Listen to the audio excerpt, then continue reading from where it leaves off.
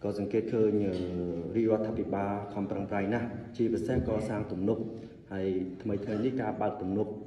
rồi viên khai bơi về mà khai cái đá cứ lọ mình đến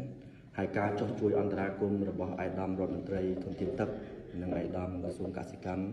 ខ្ញុំក៏បានទៅដល់ទីនោះដែរសង្កេតឃើញថាគាត់ខ្នះខ្នែងពួកយើងខ្ញុំសូមស្កោតសរនៅការខិតខំប៉ុន្តែនៅកន្លែងចំណុចមួយដែលពួកយើងខ្ញុំឃើញថាភាពអសកម្មគឺដំហែទាំ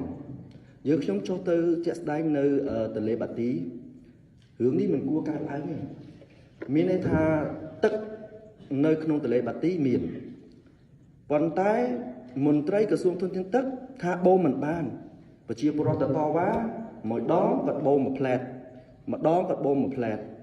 ហើយពេលយើងខ្ញុំចុះទៅគាត់ទៅយក SK បើកមុខ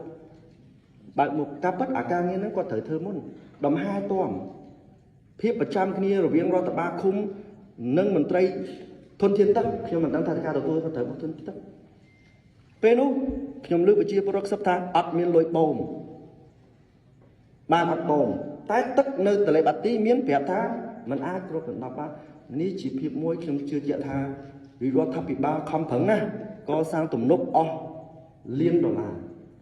ប៉ុន្តែចុងក្រោយប្រជាពលរដ្ឋនៅតែអត់ដឹងខ្ញុំជឿជាក់ថាវិរដ្ឋាភិបាលខំប្រឹងណាស់ប្រមូលទុនដើម្បីឲ្យប៉ុន្តែអាការដំហែទាំនេះឯកឧត្តមលោកជំទាវយើងគិតមើលនៅពេលដែលប្រសាមកវាមិនទុកមុខរឿងអីគាត់រដ្ឋបាលហ្នឹងគាត់មិនបើកមុខចាំដល់តែប្រជាពលរដ្ឋបិទផ្លូវតវ៉ាបានគាត់យក SK ទៅកាយហើយនៅពេលដែលប្រជាពលរដ្ឋបានលឹកទឹកទៅកាយអាមុខទំនប់ដែលស្មៅវាដោះនៅក្នុងអាទំនប់ហ្នឹងខ្ញុំគិតថាការនេះវាចេញកញ្ចក់ក៏ប៉ុន្តែវាធ្វើឲ្យមានបញ្ហាធំ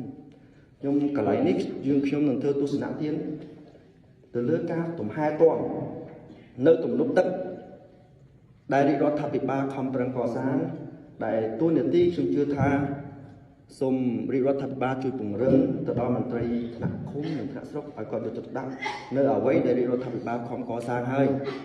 ឲ្យគាត់យកចិត្តដាក់ធ្វើម៉េចកុំឲ្យដល់តែប្រជាពលរដ្ឋ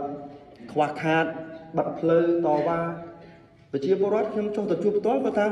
ខ្ញុំមិនចង់តវ៉ាទេហ្នឹងប៉ុន្តែទឹកនៅក្នុងទន្លេវាមាន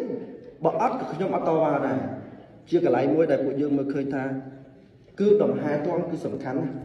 ការបង្កើតទំនប់មានទឹកមានអីហើយវាជឿមួយទេប៉ុន្តែការដំហែទាំតើអ្នកណាអ្នកមើលផ្ទាល់រដ្ឋមន្ត្រីមន្ទីរស្រុកឬឃុំ